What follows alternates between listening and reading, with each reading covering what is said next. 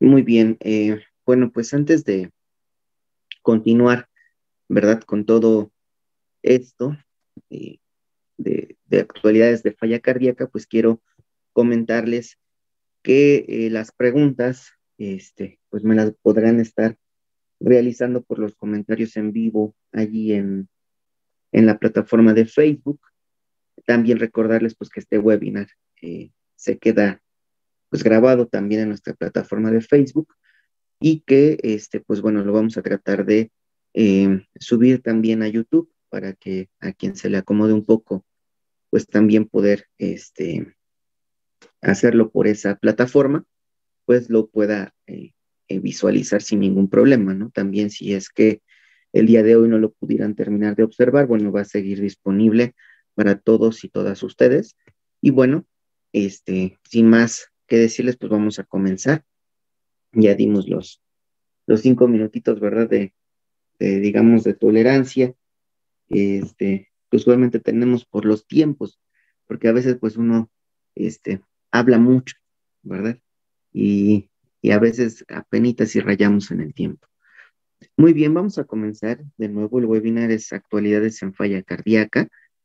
Eh, y quiero decirles desde ahorita, desde el inicio de esta exposición, de esta presentación, que somos o estamos eh, muy en relación a las guías de práctica clínica de la Sociedad Europea de Cardiología, que creo que son un poco más o aterrizan un poco más qué hay con la insuficiencia cardíaca. Y también parte de este tema está basado en el libro de cardiología de Braunwald, el Tratado de Cardiología de Braunwald, que es un tratado padrísimo de cardiología, con todas las temáticas, viene desde la parte preventiva, la parte de estudios complementarios a nivel cardíaco, así como las patologías del adulto y las congénitas. Es un libro que recomiendo mucho, también si queremos seguir aprendiendo pues algo de la cardiología, es un libro enorme, eso sí, pero está muy bien explicado y tiene muchos esquemas que nos ayudan a corroborar la información que ya leímos, ahora la traspolamos a un esquema que nos puede ayudar, ¿verdad? A que eh, pues podamos entender un poco mejor todo esto de la cardiología. Entonces, el contenido de nuestra presentación el día de hoy pues es la definición, la etiología, la fisiopatología, la clasificación de la insuficiencia cardíaca como tal, el tratamiento y algunos cuidados de enfermería, que también estos últimos fueron basados en algunos artículos científicos y en la guía de práctica clínica de, se llama así, guías de práctica clínica cardiovascular, intervenciones de enfermería con base en la evidencia. Es un libro de la maestra Carolina Ortega, ex coordinadora de Servicio Social y de Calidad del Instituto Nacional de Cardiología Ignacio Chávez, la maestra Montserrat.net Bates, también que fuera parte del Instituto Nacional de Cardiología, la licenciada en enfermería María Guadalupe Suárez Vázquez, que en paz descanse, la maestra Claudia Leija Hernández y algunas otras colaboradoras del instituto que, pues bueno, realizaron estas guías de práctica clínica para favorecernos en la atención del paciente cardiovascular. Y de ahí fue donde obtuvimos, pues, estos cuidados de enfermería.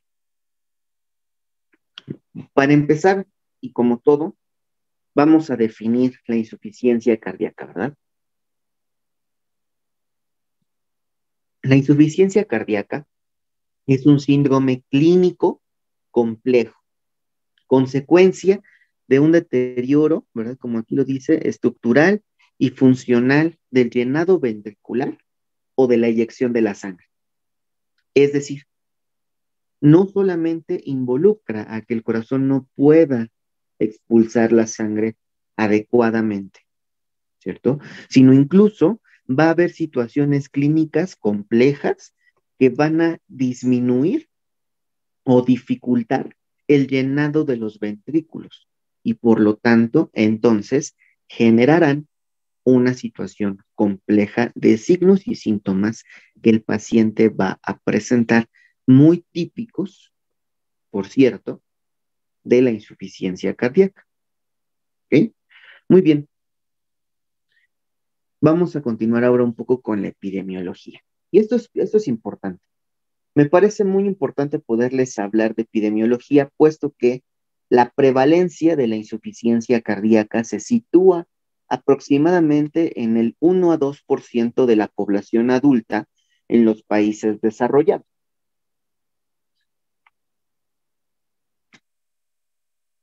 Un dato contundente, ¿cierto? 1 a 2% de la población adulta en países desarrollados. Y aumenta a más del 10% entre personas de 70 o más años de edad. Es decir, una de cada 10 personas de 70 años o más tiene insuficiencia cardíaca. Poco más del 50% de estos pacientes son que han sido diagnosticados con insuficiencia cardíaca, 51-52% aproximadamente son mujeres. ¿Qué relevancia tiene este dato? Bueno, importante, las mujeres tienen una calidad de vida y una sobrevida mayor a la del hombre, ¿no? El hombre muere más joven en general que la mujer, ¿no? Entonces, por eso es que más del 50% de los diagnósticos de insuficiencia cardíaca en este tipo de personas, pues se le realizan a una mujer. El riesgo de insuficiencia cardíaca a los 55 años es del 33% para los varones y del 28% para las mujeres. ¿Ok? Cuando nosotros hacemos digamos, una escala de estimación de insuficiencia cardíaca o de factores de riesgo cardiovascular, entonces 33% de los hombres a los 55 años, ¿sí?, tienen riesgo de sufrir insuficiencia cardíaca, mientras que 5% menos para las mujeres es el riesgo que desarrollan. El 1% de la población menor a 55 años tiene insuficiencia cardíaca. Pues también una persona de cada 10 menor a 55 años ya tiene insuficiencia cardíaca. El 10% de la población mayor a 70 años tiene insuficiencia cardíaca, ¿no? También es importante. La mitad de los casos son con insuficiencia cardíaca con fracción de eyección preservada, ¿ok? Y el resto, es decir, el otro 50% se divide en dos, en los pacientes con insuficiencia cardíaca con fracción de eyección ligeramente disminuida o reducida y con insuficiencia cardíaca con fracción de eyección reducida. ¿Ok? Obviamente, pues la gravedad del que la fracción de eyección vaya disminuyendo es de importancia. ¿Listo? Por eso es que actualmente muchas de las clasificaciones históricas que conocíamos de la insuficiencia cardíaca, pues bueno, si bien son tomadas en cuenta, ya no son el parteaguas para brindarle un tratamiento y los cuidados específicos, sino esta pequeña clasificación que se las acabo de mencionar aquí en epidemiología. La fracción de eyección va a ser muy importante para determinar el tratamiento y el rumbo que vamos a tener con ese paciente. ¿Ok? La hospitalización media tras el diagnóstico es de 1 año, perdón, es de 1 al año por paciente. Es decir, la media de hospitalizaciones en un paciente con insuficiencia cardíaca es 1 vez al año, ¿no? Habrá pacientes que vengan 2 o 3 incluso, o hasta más, y habrá pacientes que no vayan a hospitalizarse, de allí a que los valores, ¿no?, en lo que saca estadísticamente, la media es de 1 hospitalización al año por paciente. La mortalidad sigue siendo elevada. Los índices de muerte al cabo de 1 año y de 5 años se sitúan alrededor del 30% y el 50% respectivamente. Es decir, al año tenemos una mortalidad de 30%, ¿ok? Y a los 5 años, esta mortalidad se eleva al 50%. Entonces, si tenemos 10 pacientes, ¿verdad? Y los 10 son diagnosticados con insuficiencia cardíaca, tenemos alto riesgo, ¿cierto? De que en el primer año 3 personas fallezcan de esas 10. ¿Están de acuerdo? Pero a los 5 años, el 50%, es decir, 5 personas de esas 10 diagnosticadas, otro grupo, supongamos, de 10 personas, también diagnosticadas, van a fallecer por insuficiencia cardíaca. Son datos crudos, son datos severos, son datos alarmantes, por supuesto, sobre todo por las causas que generan la insuficiencia cardíaca. Te las vamos a ir platicando más adelante, ¿verdad? Y para esto, pues yo hice este esquemita ya hace un tiempo y me gustó mucho porque involucramos, además de que hoy es el Día Internacional este, de la concientización de la hipertensión arterial a nivel pues, internacional, como ya lo había mencionado, pues tiene mucho que ver. Es una de las principales causas para que nosotros estemos padeciendo insuficiencia cardíaca, ¿verdad? Una hipertensión arterial mal controlada, mal manejada. Entonces, en este pequeño esquemita que ustedes están viendo allí en su pantalla propiamente, pues quiero decirles que el sistema renina-angiotensina-aldosterona tiene mucho que ver con la insuficiencia cardíaca. Y lo vamos a repasar rapidísimo. Cuando el angiotensinógeno, ¿verdad?, que se produce en el hígado, se biotransforma por medio de la renina, que es liberada tanto en las glándulas suprarrenales como a nivel de las células yuxtamedulares, entonces es biotransformado ese angiotensinógeno en angiotensina 1.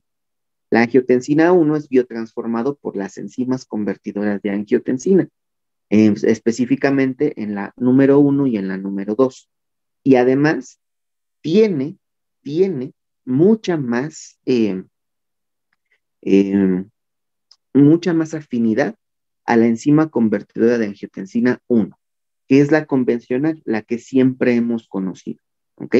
Y cuando se biotransforma esa angiotensina 1 en angiotensina 2, esta se une a unos receptores muy afín y que estos pueden generar algo que se llama upregulation, que a nivel farmacobiológico, ¿verdad? Hablando a partir de ese nivel, es un brote de más receptores de estas características en las células musculares lisas y en las células endoteliales de los vasos sanguíneos. ¿Okay? Entonces es bien importante, sobre todo es bien importante esta parte. Esas células y esos receptores, que es el receptor 1 de angiotensina 2, van a generar un aumento en la contracción de los miocardiocitos, es decir, de las células musculares del corazón. Y esto va a generar una estimulación, ¿verdad?, del ciclo celular de los fibroblastos, que es otra célula ajena a la estructura anatómica de las paredes del corazón y de las paredes de los vasos sanguíneos, lo que generará en ese momento, en exceso, una remodelación del ventrículo izquierdo. ¿Por qué? Porque ese fibroblasto lo que va a causar es una ruptura, ¿verdad?, de la pared celular que une a las células musculares, a los sarcómeros, los une uno tras otro. Y entonces el fibroblasto se va a meter entre esos sarcómeros haciendo más grande el espacio, ¿no?, generando una mayor musculatura de primera instancia, es decir, va a crecer el corazón, se va a volver más musculoso y eso generará cambios anatómicos de primera instancia en el corazón, generando la remodelación del ventrículo izquierdo. Pero ¿qué crees? Que cuando pasa esto, al mismo tiempo se empieza a liberar un exceso de aldosterona. Y la aldosterona, si nosotros recordamos, nos ayuda a la retención de sodio y agua, ¿no? Esto, si bien ahorita no estamos hablando a nivel renal, Lo que sí va a ocasionar es que se acumule líquido, ¿verdad? En los espacios intra y extravascular, generando así un exceso, ¿verdad? De líquido en el espacio extracelular, específicamente en el tercer espacio o el intersticial, generando en algunos órganos y sistemas lo que conocemos como edema. ¿Ok? Entonces, aquí ya vamos dos puntos importantes de la insuficiencia cardíaca, ¿verdad? Hay un descontrol usualmente de nuestra presión arterial. Hay que genera una remodelación del ventrículo izquierdo secundario a este proceso y además una retención de líquidos porque además mi corazón como ya se remodeló no puede estar manejando tanto líquido.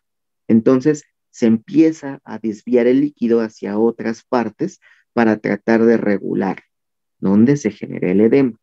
Pero además de todo esto, la remodelación del ventrículo izquierdo, ¿sí? También generará una activación en el sistema nervioso central, como mandando señales para la liberación de catecolaminas. ¿Qué catecolaminas o cuáles van a generar el proceso continuo y cíclico de la hipertensión arterial? Sencillo, las catecolaminas, adrenalina y noradrenalina, porque la dopamina se va a quedar funcionando, ¿verdad? En el corazón para que mejore su contracción y mejore su fracción de eyección, ¿no? Dándole un soporte al inicio. Esto también puede traer consecuencias. Sin embargo, esta liberación de catecolaminas, de adrenalina y noradrenalina, aumentan más la vasoconstricción generando un aumento de la presión arterial. ¿Ok? Y si la presión arterial aumenta, no solamente por todo el proceso de la angiotensina aldosterona, sino también por adrenalina y noradrenalina, las constantes del gasto cardíaco también se van a modificar, tanto la precarga como la poscarga. Y esto va a modificar de manera directa e indirecta a la contractilidad. De ahí que necesitemos a la dopamina para que nos ayude, ¿verdad? En este caso, a mejorar la contracción del corazón, para que esa contracción sea más fuerte y más firme y pueda vencer la impedancia que está generando la poscarga secundario al aumento de la presión arterial. ¿Ok? Y así se vuelve un círculo vicioso. Lo que sigue pasando por el esfuerzo que hace ese corazón es que sigue creciendo y se sigue remodelando porque es un músculo y todo músculo que ponemos a hacer ejercicio crece, se desarrolla, ¿no? Además de que se ve afectada también por la adrenalina, la noradrenalina y los estímulos que tiene externos el corazón, pues la frecuencia cardíaca. Y entonces ahora sí, mi volumen latido por mi frecuencia cardíaca, que es igual a mi gasto cardíaco, se ven afectados. Pero esto aquí no para y sigue, porque entre más vasoconstricción haya, entonces comenzamos a tener alteraciones también en la función de algunos otros órganos, como los riñones, ¿cierto? Y entonces, como hay una vasoconstricción generalizada, el riñón tiende a detectar que cuando se genera esa vasoconstricción, pasa menos cantidad de líquido y de sodio. Por lo tanto, libera o manda la señal para la liberación de la famosa arginina vasopresina, o lo que conocemos también como la hormona antidiurética, que nos va a ayudar, ¿verdad? O más bien, que en ese momento va a ayudar al riñón, a nosotros en general no tanto, pero sí al riñón, a seguir reteniendo líquido, ¿no? A seguir eliminando lo menos posible de líquido, producir lo menos posible de orina, generando que los espacios, los terceros espacios se sigan llenando de líquido y que dentro del vaso sanguíneo se siga generando una vasoconstricción importante. Eso, esa arginina vasopresina, lo que va a causar es una disminución de la función del óxido nítrico.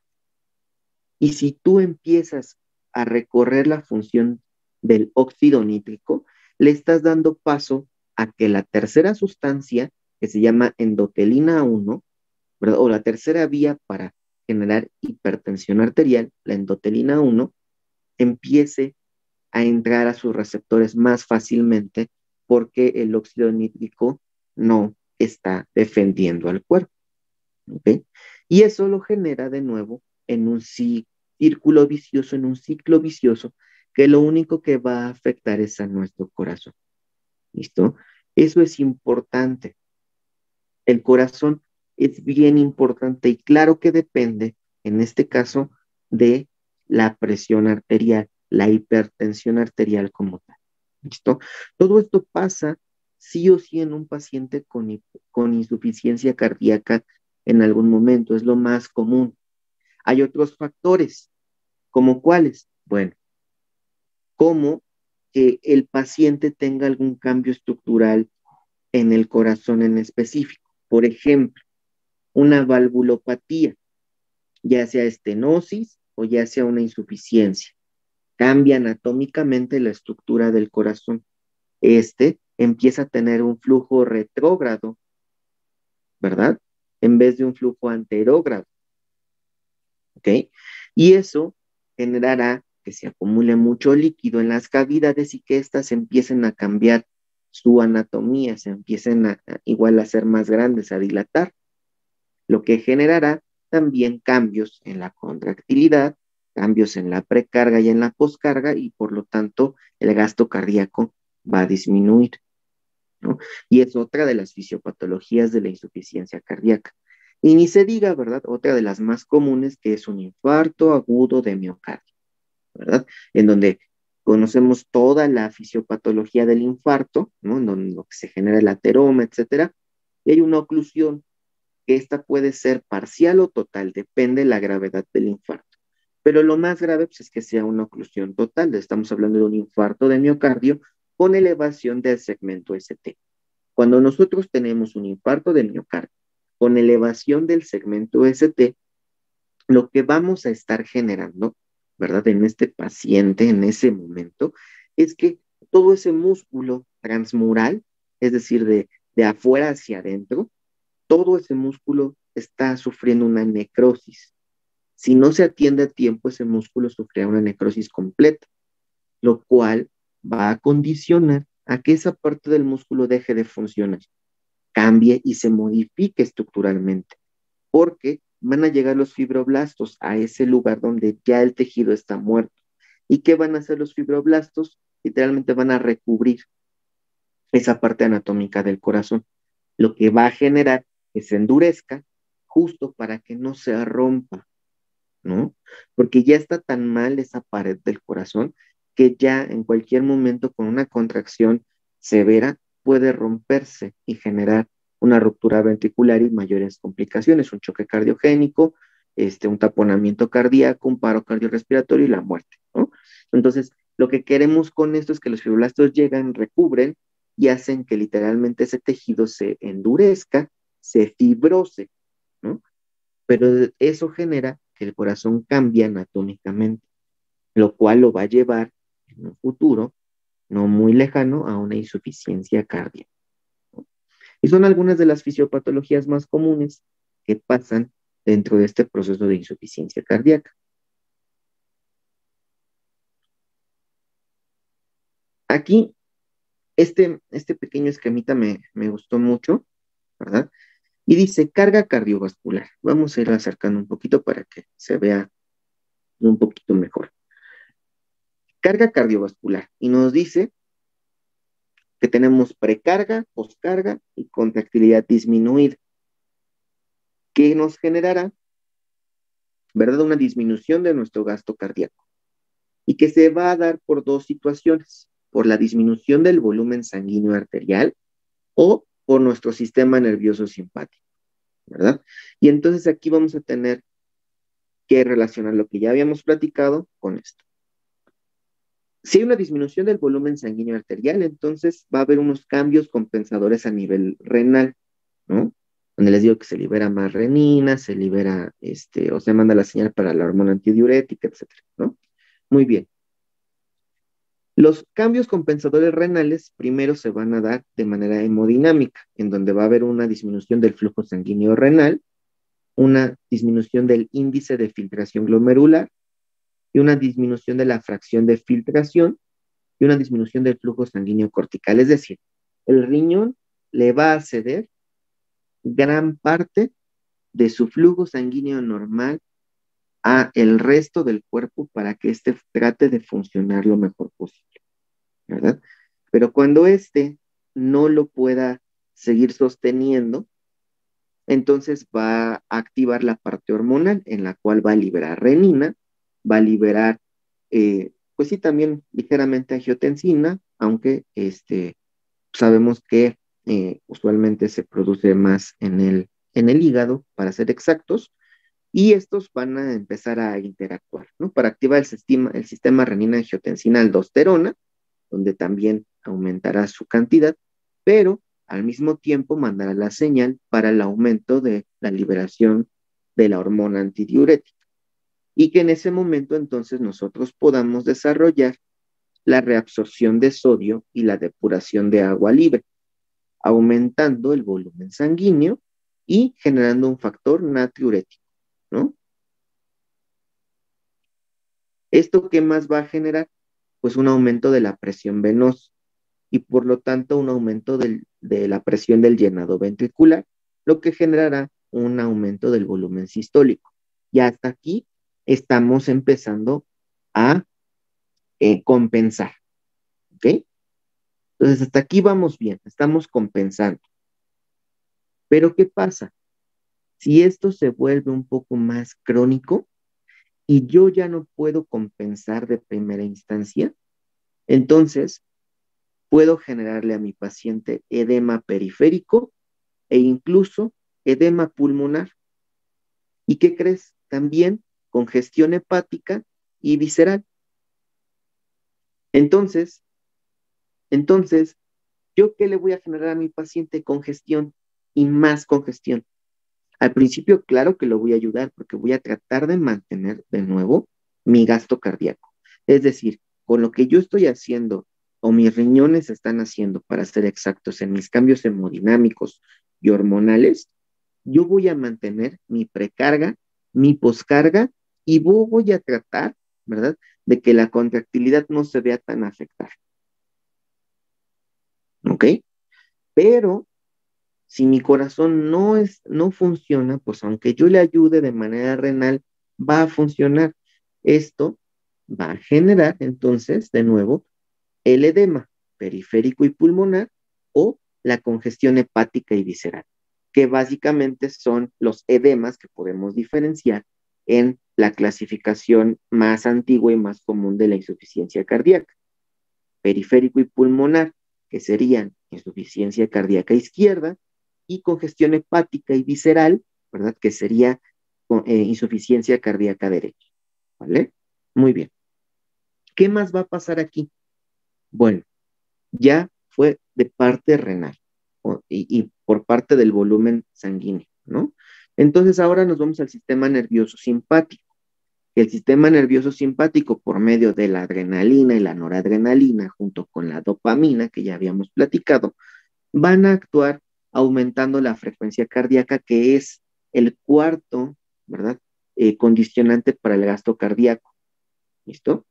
Eso va a ayudar al corazón de primera instancia a tratar de suplir esas necesidades. Van a tratar de aumentar la contractilidad con la noradrenalina y con la dopamina, para ser exactos, ¿sí? Aumentando la contractilidad y aumentando la frecuencia cardíaca, van a tratar de normalizar el volumen, ¿ok? Eso de primera instancia. ¿Qué más va a pasar? Va a aumentar el tono venoso, ¿sí? Y con esto aumenta la presión venosa, ¿ok? Y dijimos que si aumentaba la presión venosa, entonces aumentaba el volumen sistólico, ¿no? De ahí la importancia de siempre tener en un paciente con insuficiencia cardíaca pues severa, ¿verdad? Al menos estarle midiendo a lo mejor su PVC. Ya sabemos para qué es la PVC, ¿no? Importante. Ahora, ¿qué más? El sistema nervioso simpático va a aumentar la vasoconstricción arteriolar. ¿Por medio de quién? De la noradrenalina, para ser exactos. Y entonces, junto con la hormona antidiurética, que es la arginina vasopresina, generarán este fenómeno. El problema, ¿verdad?, es que todo esto lo vamos a regresar aquí. Si no se controla, si no controlamos todo esto y no lo revertimos lo más rápido posible, se vuelve un círculo vicioso, y el problema va a terminar en la remodelación del ventrículo izquierdo, ¿verdad? Y eso obviamente nos va a condicionar más y más cambios estructurales y fisiológicos del corazón, lo que lo llevará a la insuficiencia cardíaca. Dentro de todo esto, las respuestas a la sobrecarga de hemodinámica, pues tienen que ver con una sobrecarga de presión, con una sobrecarga de volumen. Tenemos que saber cuál es el origen. Si fuera una hipertensión arterial, estamos hablando de que es una sobrecarga de presión, lo que está generando los cambios a nivel anatómico funcional en el corazón. Pero si yo hablo de que los cambios son por un infarto, si los cambios son por una valvulopatía, entonces probablemente sean por una sobrecarga de volumen, ¿ok? Porque ya no es capaz el corazón de manejar el volumen, siempre y cuando en la sobrecarga de presión lo que el corazón es capaz de manejar el volumen, lo que no es capaz es de manejar la presión que tiene en ese momento, ¿ok? Entonces, cuando hay una sobrecarga de presión, hay un aumento en la tensión sistólica de la pared de los ventrículos, sistólica, es decir, de la contracción, ¿ok? Eso genera unos transductores mecánicos que van a mandar señales extracelulares e intracelulares para un remodelado ventricular. Aquí lo que tenemos o lo que vamos a observar muy en específico es que este remodelado ventricular, en el caso de la presión, de la sobrecarga de presión, será que se coloquen los sarcómeros, las células, los miocardiocitos paralelos, es decir, uno tras otro, ¿ok? Y eso generará una hipertrofia concéntrica. ¿Por qué? Porque lo que necesita en ese momento es mucha más fuerza, ¿verdad? Y dijimos que el corazón es un músculo, entonces necesitamos crecer el músculo para poder vencer la sobrecarga de presión. ¿Listo? Eso condiciona, ¿verdad?, a que podamos expulsar la sangre de manera adecuada al principio. Después esto se vuelve un dilema, ¿no?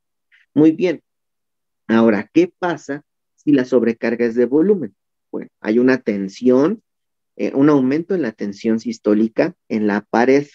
Es decir, eh, cuando se genera la diástole, esta diástole, en el momento en el que llega a su máxima capacidad, ¿verdad? Empieza a tener una tensión enorme y no deja, digamos, de crecer. Entonces, algunos transductores mecánicos con señales extra e intracelulares van a mandar el remodelamiento ventricular, ¿ok? Generando que los sarcómeros, en lugar de colocarse en paralelo, ahora se coloquen en serie, es decir, uno al lado del otro, no uno tras otro, ¿no? Dijimos que sarcómeros en paralelo es uno y arriba otro, ¿no? En el caso de los sarcómeros en serie es uno y a la derecha otro y a la derecha otro, ¿ok? Y eso generará, ¿verdad? Entonces, que se genere una hipertrofia excéntrica, es decir, que el corazón crezca hacia afuera, lo que conocemos también como que el corazón se dilate. Entonces, también una de las clasificaciones, insuficiencia cardíaca, perdón, de origen diastólico o de origen sistólico, también tiene sus complicaciones, ¿verdad? Y cada una tendrá sus signos y síntomas característicos. Muy bien. Ahora, ¿cómo lo explicamos mejor? Pues en esta imagen donde se ve la célula muscular normal, y aquí estamos, ¿verdad? Nos dice que hay un estímulo para su crecimiento. Aquí es donde nosotros tendremos que saber. Una hipertrofia fisiológica literalmente solo hace que la célula se vuelva un poco más grande. Y esa hipertrofia fisiológica la tenemos todos, porque no eh, tenemos el mismo número de células musculares que cuando nacimos. Eso es importante. Estas células no es que se crean y se destruyan continuamente como las demás, sino que son las mismas, pero tienen la capacidad de crecer. Eso también es importante, es decir, estas células generan eh, hiperplasias, ¿no? Más que hipertrofias como tal, ¿no? Crean hiperplasias y entonces empiezan a crecer. Y por eso es que cuando somos grandes y hacemos ejercicio, nuestros músculos crecen, pero no es porque nos salgan más células musculares, sino que las desarrollamos y las estamos entrenando para que éstas crezcan. ¿Me explico? Lo mismo pasa con el corazón.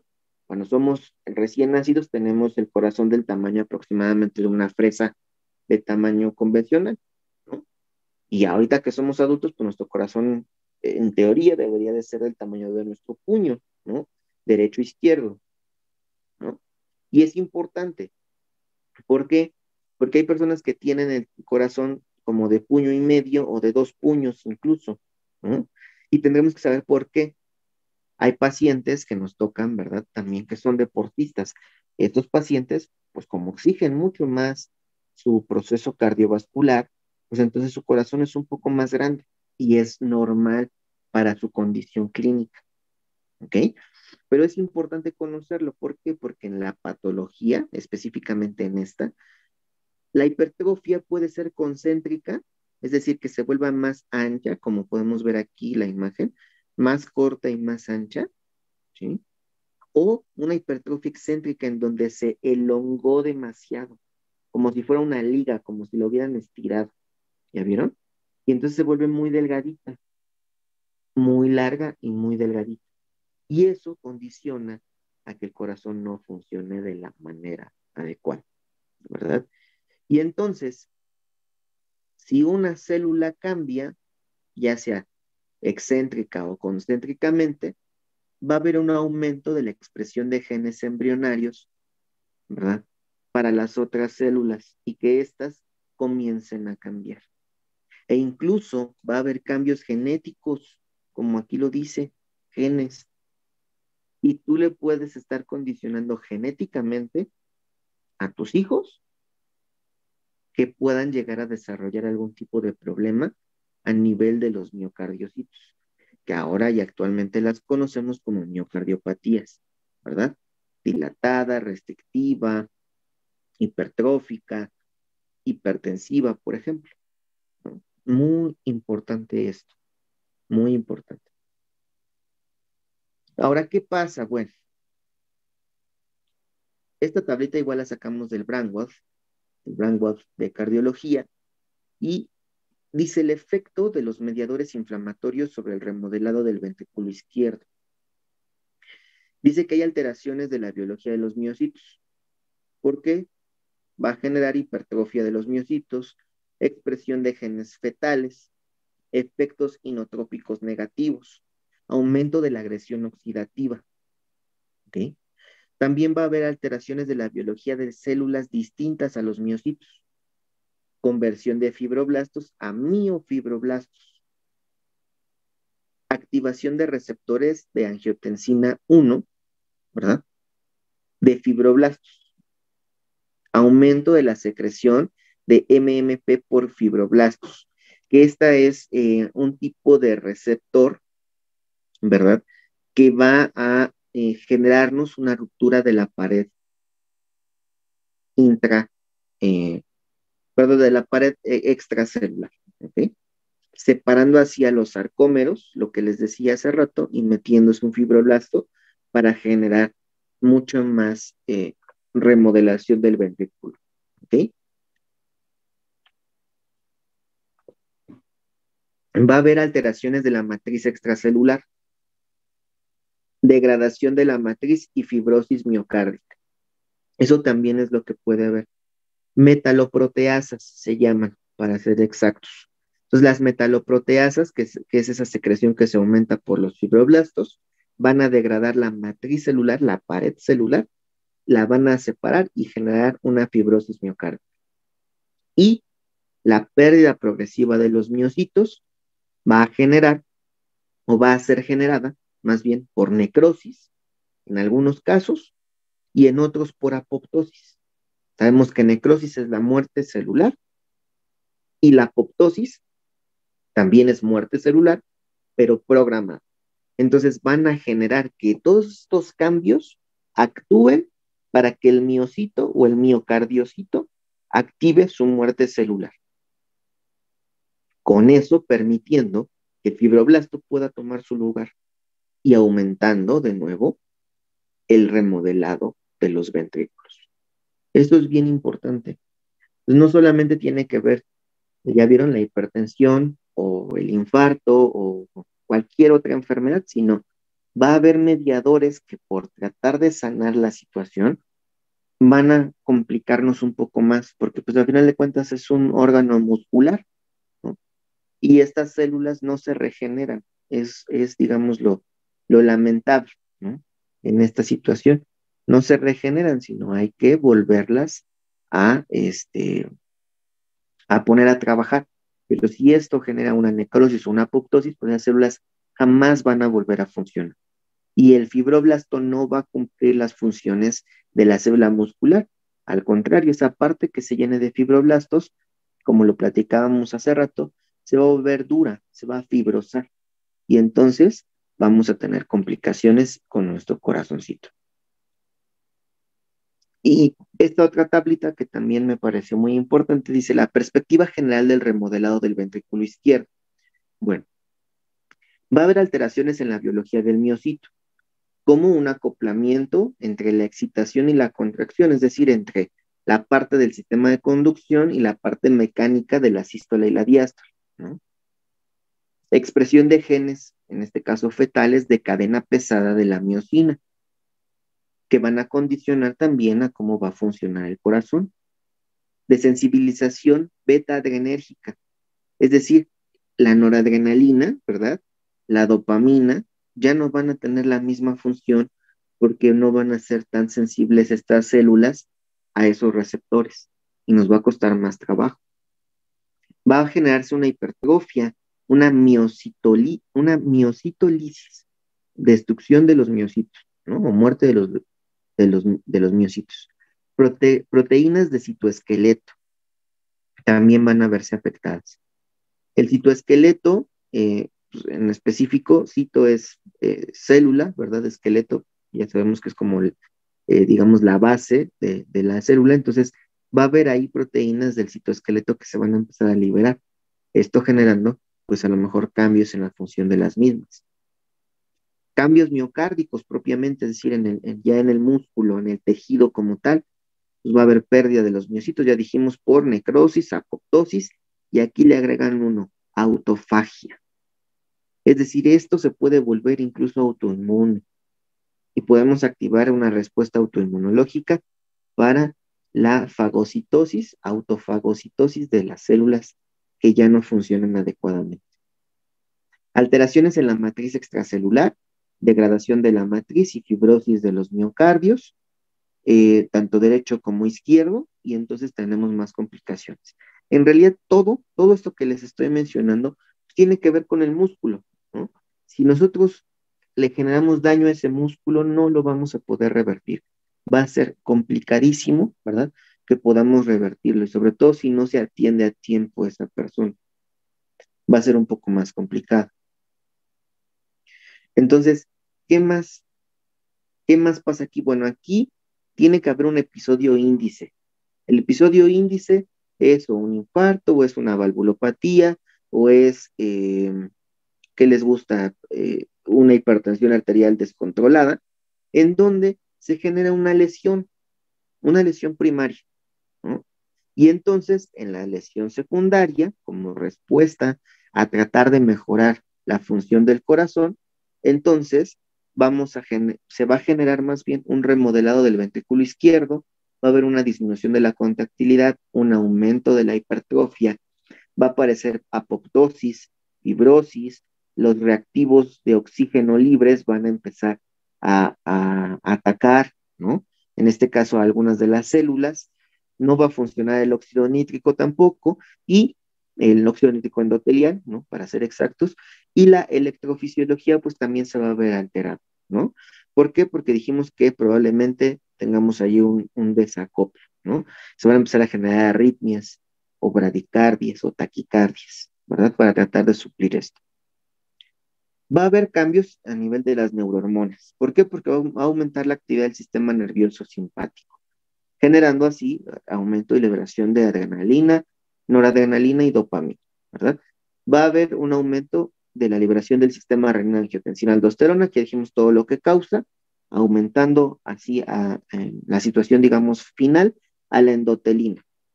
Esta endotelina, el sistema renina-angiotensina y el sistema nervioso simpático actuando van a empezar a generar algunos cambios y se va a empezar a liberar lo que conocemos como el péptido natriurético auricular, aquí ANP, ¿verdad? O péptido natriurético cerebral, BNP, ¿no? Que es Brain Natriuretic Peptide, algo así, ¿no?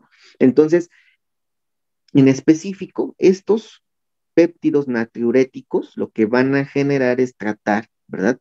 De eliminar, como su nombre lo dice, o de generar natriuresis para tratar de eliminar ese líquido en exceso que nosotros no estamos manejando.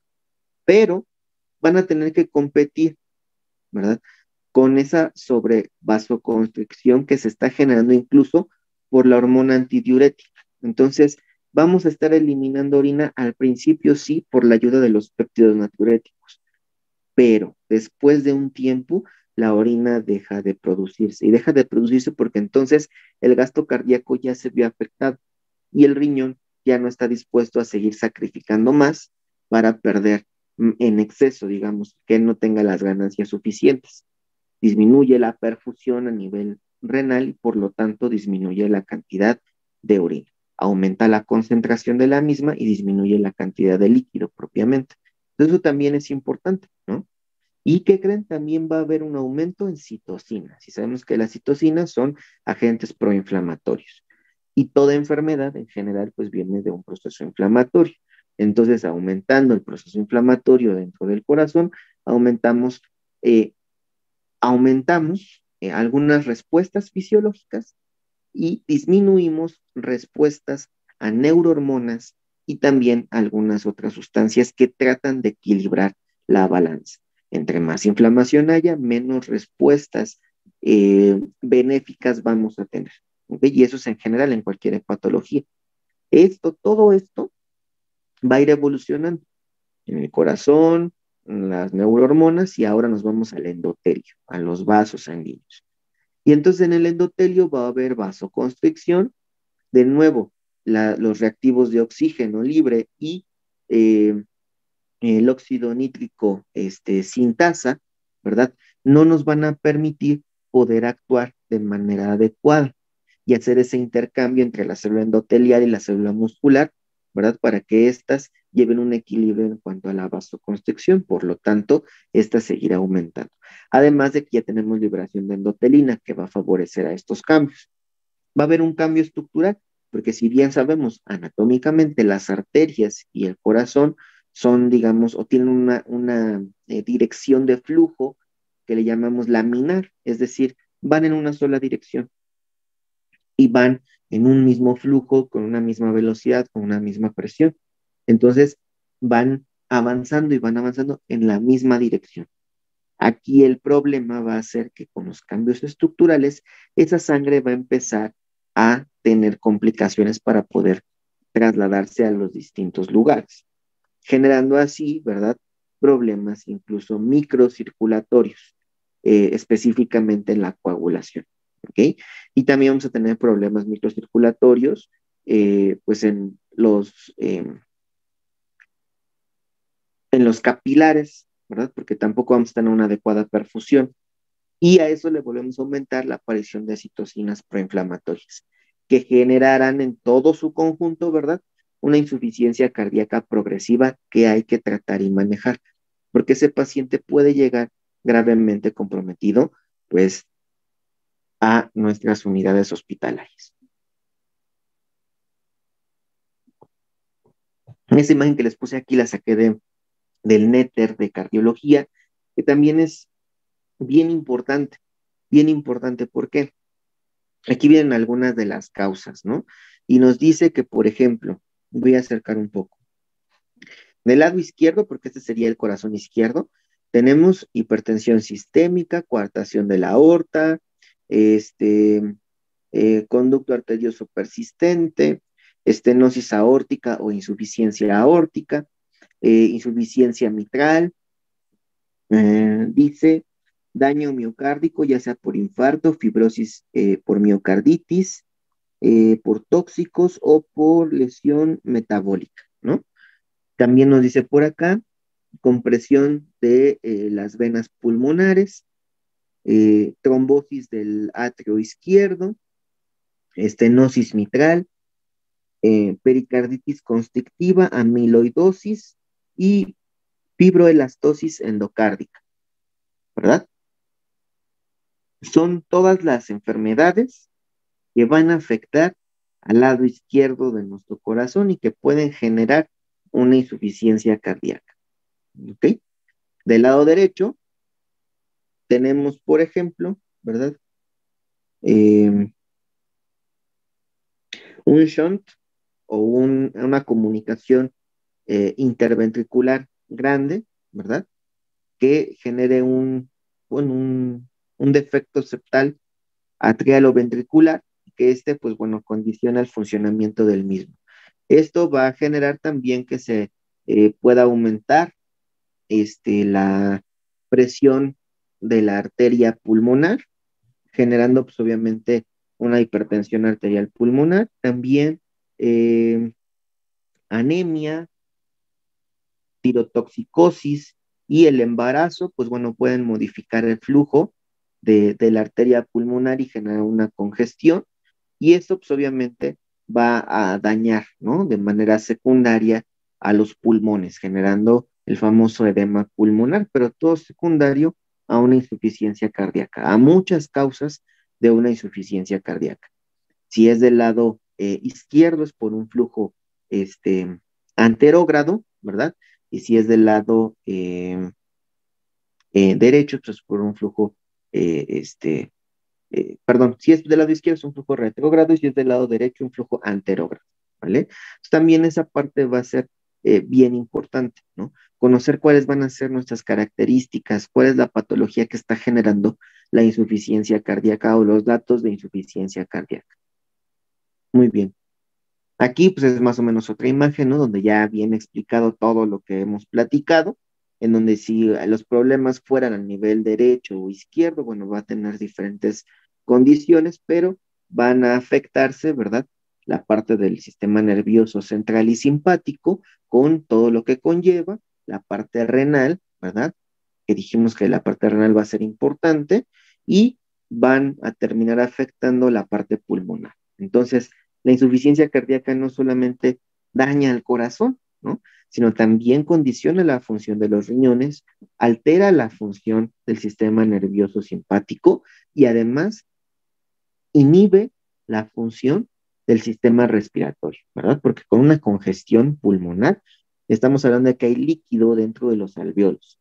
Eso condiciona a que la dificultad respiratoria que a un inicio presentaba el paciente se agrave y esto pues condiciona que tengamos que utilizar una vía aérea avanzada, ya sea no invasiva o invasiva, depende de las necesidades de nuestros pacientes, ¿verdad? Pues también es importante todo esto. El sistema nervioso simpático, pues dijimos que ya tiene que ver con los tres órganos en específicos y con los vasos sanguíneos, con los riñones y con el corazón, y ya lo hemos explicado, ya hemos mencionado más o menos qué es lo que hace, lo que activa, ¿verdad? En términos generales, pues bueno, va a aumentar la vasoconstricción y va a aumentar el tono cardíaco, por lo tanto, pues aumentando la posibilidad de que más rápido se genere un deterioro del funcionamiento diastólico y sistólico, porque más que ayudarnos, de nuevo, esto nos puede perjudicar.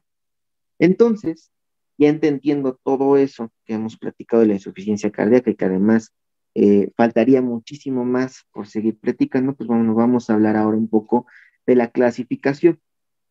Y la clasificación nos habla de que esta puede ser por tiempo de evolución, por localización, por hemodinámica o por clase funcional, ¿verdad? Y entonces por tiempo de evolución, pues bien fácil, aguda o crónica, ¿no? Es decir, tuvo un lapso de insuficiencia cardíaca aguda o tiene ya un proceso de una insuficiencia cardíaca crónica.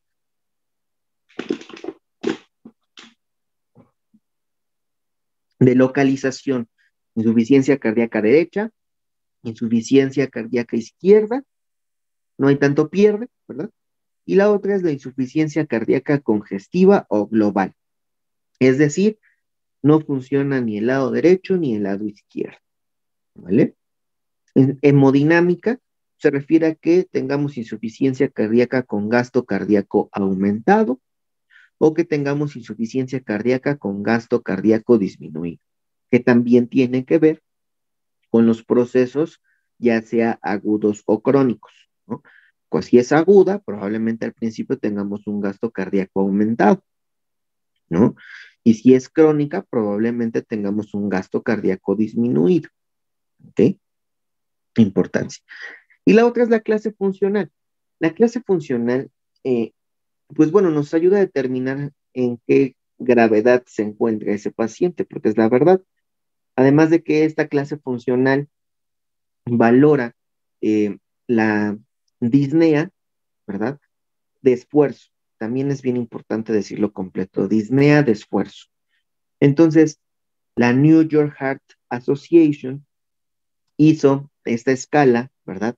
Para que nos ayudara a determinar qué tan grave es la insuficiencia cardíaca de nuestros pacientes, dándonos la clase 1 como aquel paciente que sabemos que tiene insuficiencia cardíaca, pero que no tiene sintomatología todavía presente, ¿no? O que la hemos logrado contener de manera importante.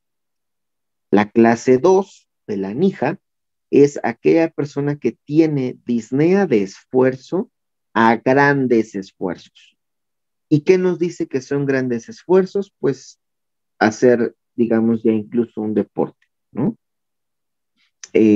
No de alto rendimiento, pero ya hacer ejercicio, digámoslo así, ¿ok? La NIJA 3 es aquella que es a moderados esfuerzos o a medianos esfuerzos, en donde ya no puede subir escaleras, ¿verdad? Sin agitarse demasiado. Ya no puede caminar 2 cuadras o sin agitarse demasiado. ¿Me explico? Y la NIJA clase 4 es aquella en donde, como bien lo dice la tabla de la NIJA, no puede ni peinarse.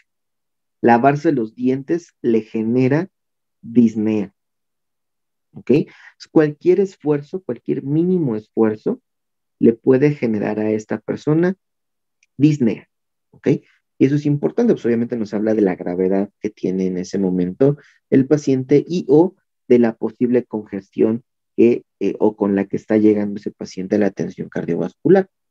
Además, si bien aquí está, ¿no? La tablita como les mencionaba, la de la NIJA es la que tienen acá abajo, la que también esta tablita la sacamos del Braunwald de cardiología, eh, pues aquí nos dice, ¿no?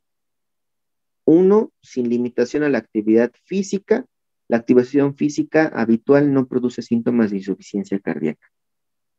Dos, ligera limitación a la actividad física. También nos dice cómodo en reposo, pero la actividad física habitual produce síntomas de insuficiencia cardíaca. Es decir, el paciente en reposo está tranquilo, no tiene alteraciones, ¿verdad? Pero una actividad física habitual, como les decía, no tiene que ser un ejercicio de alto rendimiento, sino cualquier actividad física le genera síntomas de insuficiencia cardíaca, en específico disnea.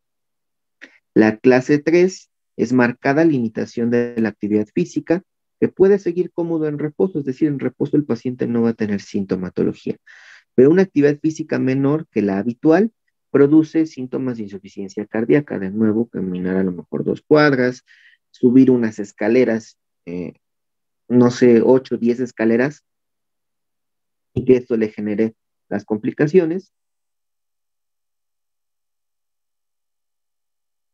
Y por último, la clase 4, ¿no? Que dice incapaz de realizar cualquier actividad física sin síntomas de insuficiencia cardíaca o síntomas de insuficiencia cardíaca en reposo.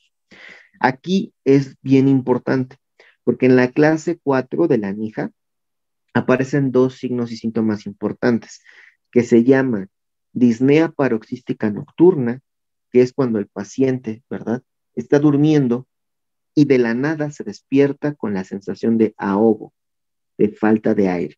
¿Ok? Y así se llama disnea paroxística nocturna y que al momento en el que él cambia de posición, es decir, se pone en una posición sedente, este, poco a poco recupera su, digamos, tranquilidad y deja de tener esa sintomatología. Y la otra es que el paciente tenga la famosa ortopnea, que es la disnea en decúbito supino. Si el paciente no puede estar acostado completamente este, en decúbito, ¿no? Porque eso le generará problemas para respirar, ¿no? Que también, obviamente, los cambios de posición disminuirán su sintomatología. Y tenemos también en esta comparación otra clasificación que son estadios del American College of Cardiology y la American Heart Association, en donde nos dice que también se puede clasificar de acuerdo a A, B, C o D, ¿no? La insuficiencia cardíaca. A, si hay alto riesgo, pero sin afectación cardíaca estructural o síntomas de insuficiencia cardíaca. B, si es una enfermedad cardíaca estructural sin signos y síntomas de insuficiencia cardíaca. C, si es una enfermedad cardíaca estructural con síntomas previos o en curso de insuficiencia cardíaca. Y D, una insuficiencia cardíaca refractaria que requiere intervenciones especializadas. Si nos vamos a una parte ya más grave, ¿no? En donde ya estamos hablando de una atención en una unidad de cuidados intensivos. Además de toda esta clasificación que ya les he dado y que todas son muy útiles, en la actualidad se está utilizando esta en específico, que es la insuficiencia cardíaca de acuerdo a su fracción de eyección, ya sea del ventrículo derecho o del ventrículo izquierdo, ¿vale? Ya se clasificará de acuerdo a las demás. Sin embargo, bueno, la fracción de eyección es bien importante porque nos da una pauta de cómo es que está funcionando el corazón. Entonces vamos a comenzar. Insuficiencia cardíaca con fracción de eyección preservada, o sus siglas son ICFE-P, ¿no? Insuficiencia cardíaca con fracción de eyección preservada. Es decir, tenemos una fracción de eyección mayor del 50%. Con esa fracción de eyección nosotros estamos normal, ¿verdad? Fracción de eyección ligeramente reducida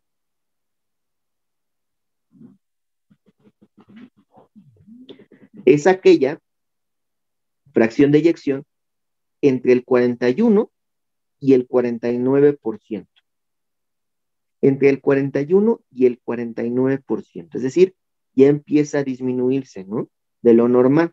Si bien incluso aquí los signos y síntomas no son pues severos en el paciente, porque la fracción de eyección realmente no está tan alterada,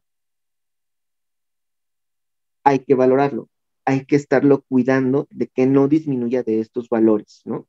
Porque si no, entonces se nos va a empezar a complicar más rápido. Y tenemos por último la fracción de eyección reducida, que es cuando el paciente tiene menos de 40%. Entonces, también estamos hablando de un 10%, no es que sea mucho, ¿no? O que tengamos un margen tan grande, sino solamente es 10% el margen que tenemos para seguir manteniendo a ese paciente, de preferencia con una fracción de eyección preservada, para que también la mortalidad a 5 años sea mucho menor. Entonces también eso es importante, ¿verdad? Que podamos empezar a actuar también a estos niveles. Dentro de todo esto que les he platicado, pues sabemos que existen etiologías o causas. Ya habíamos platicado de algunas, ¿no? Entonces ahora, que dan origen a insuficiencia cardíaca izquierda, la hipertensión arterial sistémica, la obstrucción del tracto de salida del ventrículo izquierdo, significa OTSBI, obstrucción del tracto de salida del ventrículo izquierdo, valvulopatías izquierdas, mitral o aórtica, enfermedad coronaria de la coronaria izquierda, también puede ser del tronco de la coronaria izquierda, puede ser de la descendente anterior o de la circunfleja, las miocardiopatías con afección del ventrículo izquierdo, dilatada, restrictiva, hipertensiva, etcétera, ¿no? De la insuficiencia cardíaca derecha, la hipertensión arterial pulmonar, las cardiopatías congénitas, que casi todas generan hipertensión arterial pulmonar en algún momento, valvulopatías derechas, enfermedad coronaria, obviamente de la coronaria derecha, miocardiopatías con afección del ventrículo derecho. Y cuando es insuficiencia cardíaca congestiva, pues aquí pueden ser las arritmias, infecciones, ¿no? También pudiera ser eh, hipertensión arterial sistémica, tromboembolia pulmonar, endocarditis infecciosa, embarazo, anemia o incluso una enfermedad trivascular, que es, digamos, la denominación característica del paciente con tres vasos o tres arterias coronarias ocluidas por enfermedad isquémica, ¿no? Propiamente por colesterol, placas de ateroma, etcétera, que ya están afectando a tres vasos sanguíneos o más, incluso al mismo tiempo.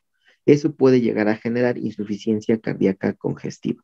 Son algunas de las causas las más comunes que, pues, de acuerdo a los artículos, al Brownwood de cardiología, las guías de práctica clínica, pues nos mencionan, ¿no? Que son algunos de los más concurridos. También, bueno, aquí están todas las causas que les hemos mencionado dentro de las infecciones. Tenemos a la sepsis también, la anemia, ¿no?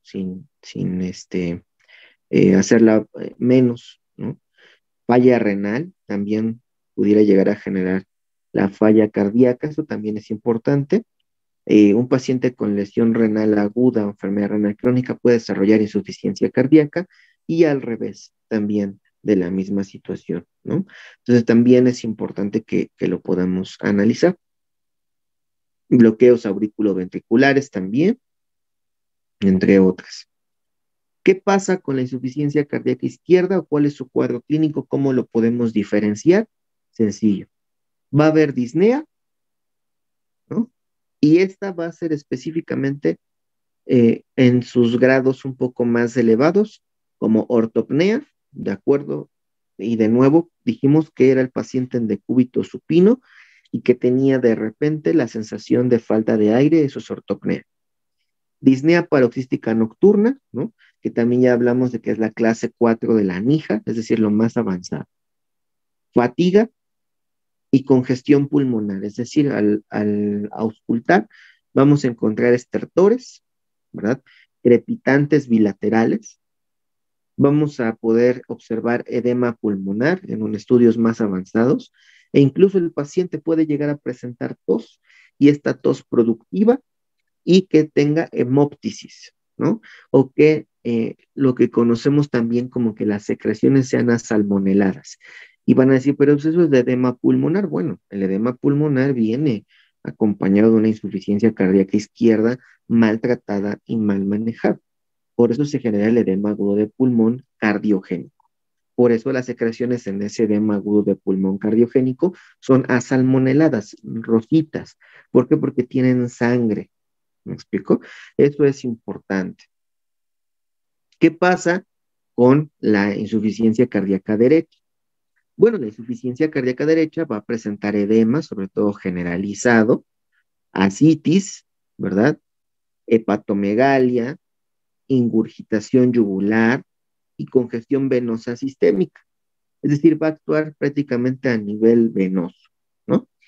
Esto generará, ¿verdad? Que si la hepatomegalia es severa, nosotros podamos palpar el hígado por debajo del borde costal derecho y entonces cuando lo presionamos o lo palpamos de manera a profundidad, aparte que va a ser muy doloroso para el paciente, vamos a tener una ingurgitación yugular severa, es decir, la vena yugular en los pacientes se va a ver muy marcada y se va a empezar a mover de manera prominente.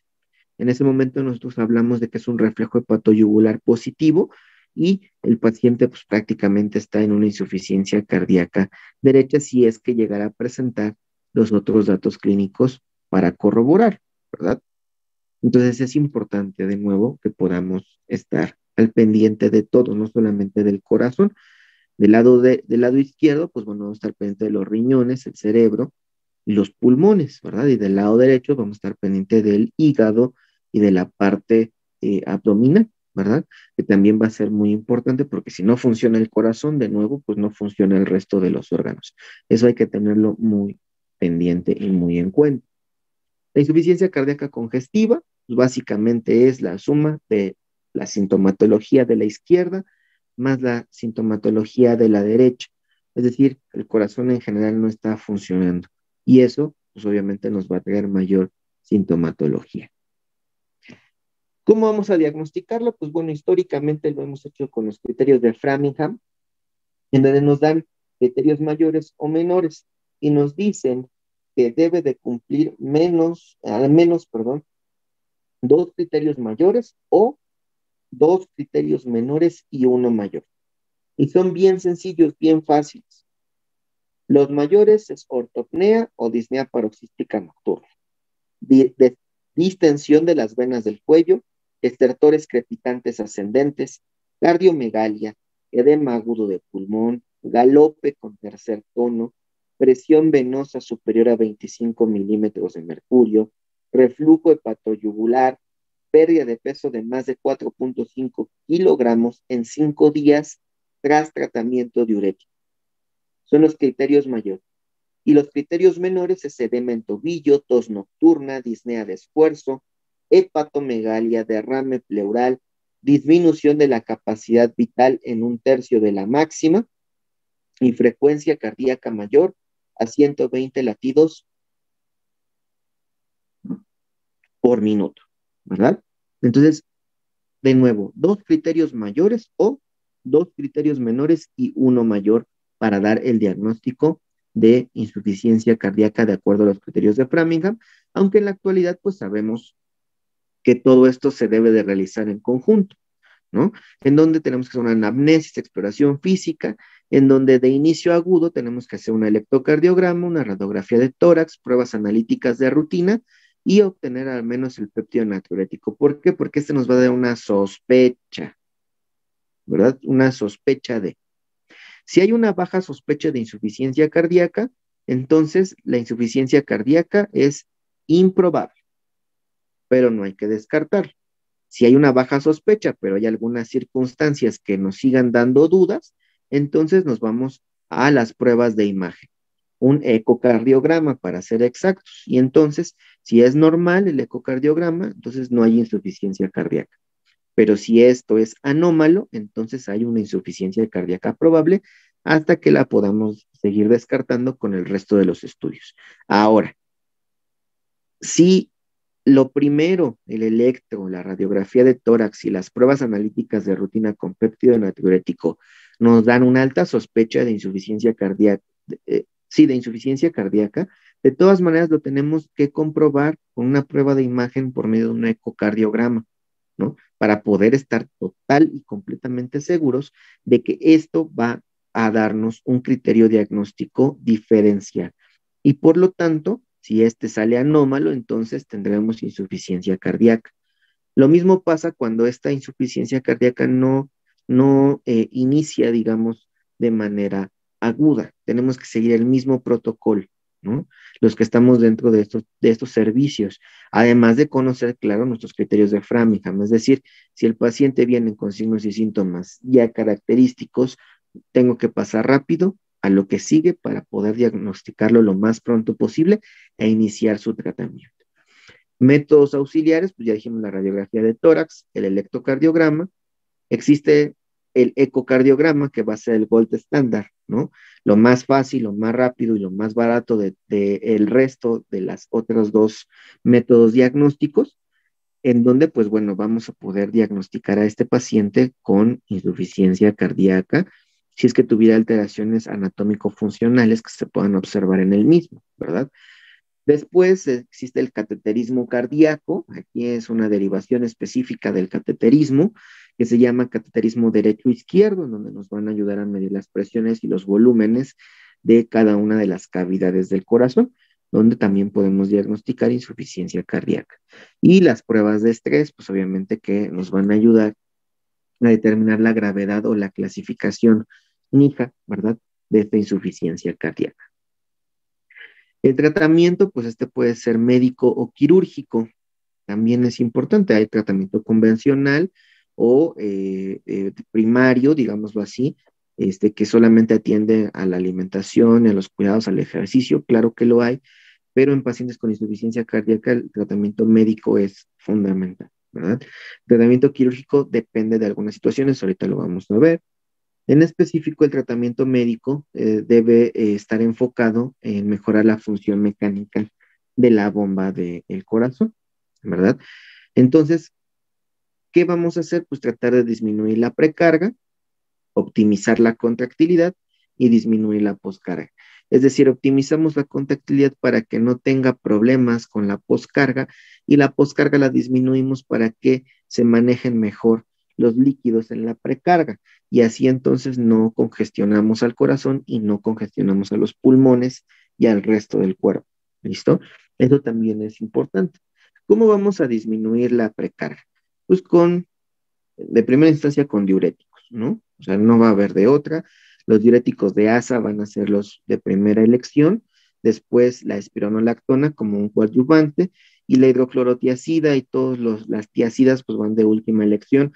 Solamente hay que considerar algunas cosas en el paciente para poder administrarlo. Si no, nos quedamos con los diuréticos de ASA y después coadyuvamos con la espironolactona, que además la aldosterona tiene otros efectos a nivel del corazón que también nos va a ayudar mucho la espironolactona a revertirlos. Y claro que sí, con algunos antihipertensivos, como lo son los diecas, eh, eh, los beta bloqueadores o los antagonistas de los canales de calcio, pero hay que conocer, ¿verdad?, la condición clínica de los pacientes para poder administrarlos. Eh, Tenemos también que vamos a optimizar la contractilidad y esta también dependerá mucho en qué situación nos encontremos, ya sea en una situación bastante compleja, como lo puede ser una unidad de cuidados intensivos o que el paciente se encuentre en casa, ¿verdad? Pero hablando de la unidad de cuidados intensivos, pues bueno, vamos a utilizar inotrópicos, ya sea que el paciente necesite algún digital, ¿no? Se utilizará, si no, se valorará dopamina, dobutamina o noradrenalina, que también pueden funcionar a estos niveles. Beta bloqueadores como propanolol o la betalol. Aquí le podemos agregar algunos vía oral, incluso sin necesidad de irnos a los intravenosos, como metoprolol, carvedilol, bisoprolol, por ejemplo, que serían como muy efectivos en estos casos. Vasodilatadores coronarios, si es que los necesitáramos, como la isosorbida, la nitroglicerina, por ejemplo, los inodilatadores, como los inhibidores de la fosfodiesterasa 3 y el levosimendan, ¿verdad? Que también entra dentro de esta clasificación, y otros, cuando tengamos máximas complicaciones o respuestas anómalas por inflamación, etcétera, pues el azul de metileno y el cloruro de calcio también nos pudieran ayudar a tratar de mejorar un poco la contractilidad y la poscarga de ese paciente, ¿no? Y obviamente para la disminución de la poscarga, pues los vasodilatadores venosos como la nitroglicerina y la isosorbida y los arteriales como el nitroprusiato y la hidralacina, aunque algunos de estos son mixtos, bueno, pues también nos pueden ayudar. Los cuatro fantásticos para la insuficiencia cardíaca. Y esto es lo que nos dicen las guías y la nueva evidencia. Bueno, la nueva evidencia nos dice que todo lo que ya les platiqué anteriormente de mejorar las determinantes del gasto cardíaco es en un paciente que está gravemente comprometido, ¿no? Y que además de todo eso le tendremos que iniciar lo más pronto posible los cuatro fantásticos para la insuficiencia cardíaca. Evidencia científica de esto, la verdad es que es muy limitada, de acuerdo a las guías de práctica clínica, pero tenemos un estudio que es el más importante, que es el CIBIS-3.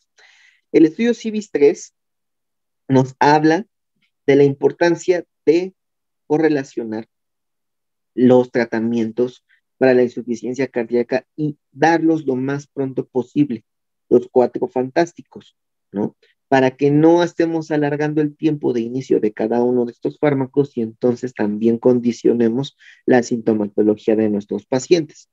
Lo más importante para esto y las recomendaciones que se hacen es que podamos enseñar, ¿verdad? Obviamente a nuestros pacientes a utilizar este tipo de fármacos. Nos dice, por ejemplo, pregunta número 2, ¿en insuficiencia cardíaca aguda? Sí, en insuficiencia cardíaca aguda Los beta bloqueadores no están probados en congestión aguda, es decir, no podemos dar un beta bloqueador en un paciente que tenga una congestión aguda porque no sabemos cómo va a reaccionar. Si yo le estoy disminuyendo la frecuencia cardíaca a esa persona con una congestión severa, puedo incluso generarle algunas complicaciones. Entonces es importante, ¿no? Saber si mi paciente está comprometido, qué fármacos está tomando. Beta bloqueadores los tendríamos que suspender. IECAS, inhibidores de la enzima convertidora de angiotensina. ARA2, antagonistas de los receptores 2, no, antagonistas de los receptores 1 de angiotensina 2, ¿no? Como el losartán, candesartán, telmisartán. Muy bien, ¿ok? Y ARNI también, ¿no? Este tipo de fármacos se tienen que dar sí o sí, ¿ok? Entonces sí los podemos utilizar en insuficiencia cardíaca aguda. ¿Cuál de preferencia? El ARNI, ¿no? Que conocemos ahora como sacubitril o valsartán, que es el fármaco que actualmente se está utilizando mucho en pacientes con insuficiencia cardíaca. Tiene mejor pronóstico y mejores efectos antirremodelación miocárdica que los YECA y los ARA2, ¿no? Entonces también es importante. Ahora, en los últimos estudios, en los últimos años, se ha estado relacionando mucho la diabetes mellitus con la insuficiencia cardíaca. Se empezó a notar un gran índice de pacientes con insuficiencia cardíaca que primero presentaron diabetes mellitus. Se llegó a la conclusión, después de muchos estudios, que claro que van de la mano. Y esto también condiciona a que en la actualidad los nuevos tratamientos para la diabetes también nos puedan ayudar a disminuir la congestión cardíaca y pulmonar que esto puede llegar a generar. Por ejemplo, los inhibidores, ¿verdad? Los ISGLT1 y 2, independientemente de los fármacos de mineralocorticoides o de los ARNI, ¿verdad? Como el sacubitril o valsartán, los tendremos que iniciar también lo más pronto posible. Son de fácil inicio los ISGLT2, tendrán que considerarse solamente un poco con los mineralocorticoides, es decir, no iniciarlos en el mismo momento, ¿no? Sino iniciar uno primero, ver cómo reacciona y después iniciar el otro y estar valorando. Pero es importante, ¿no? ¿Influye tratamiento previo para los cuatro fantásticos? Bueno, beta bloqueador siempre con IECA y ARA2 previo, ¿no? Siempre. No nada más lo vamos a iniciar porque sí en este tipo de pacientes. Primero IECA o ARA2 y después beta bloqueador. Mineralocorticoides o ARNI funcionan independientemente de beta bloqueadores, es decir, aquí no hay ningún problema. ARNI independiente de mineralocorticoides, también no hay ningún problema.